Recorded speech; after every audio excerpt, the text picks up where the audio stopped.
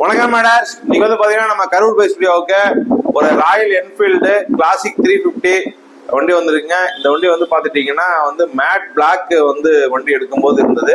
இந்த வண்டி கஸ்டமர் வந்து செகண்ட் ஹேண்ட்ல தான் வண்டி எடுத்திருக்காங்க, கேரளா ரிஜிஸ்ட்ரேஷனு. அவர் வந்து எனக்கு கொஞ்சம் மேட் பிளாக் பண்ணாங்க, கொஞ்சம் வந்து சைன் ஃபினிஷா வந்து மாற்ற முடியுமான்னு கேட்டிருந்தாங்க.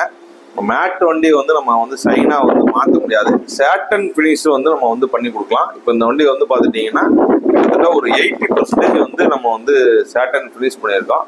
ஏன் 80% பண்ணியிருக்கீங்கன்னா, இது கொஞ்சம் ஏர்லியாக கொடுத்துருந்தாங்க அப்படின்னா ஃபுல்லி 100% வந்து நம்ம சேட்டன் ஃபினிஷ் பண்ணலாம். கொஞ்சம் முதலே வண்டி வந்து வெளுத்த மாதிரி ஆனதுனால ஒரு 80% தான் வந்து நம்ம வந்து சேட்டன் ஃபினிஷ் பண்ணியிருக்கோம். கூடவே வந்து நம்ம டீப் கிளீன் பண்ணியிருக்கோம்.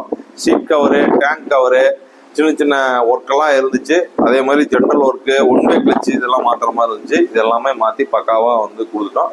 இதே மாதிரி உங்களோட ராயல் என்ஃபீல்டு மேட் ஃபினிஷில் இருக்கு, உங்களுக்கு வந்து சேட்டன் ஃபினிஷில் வந்து கன்வெர்ட் பண்ணோம்னா ஸ்க்ரீனில் தெரிய நம்பரை டேரெக்டாக கான்டாக்ட் பண்ணுங்கள். அப்படி இல்லை கரூர் பை ஸ்டுடியோ நேரடியாக அணுங்கள். நன்றி, வணக்கம்.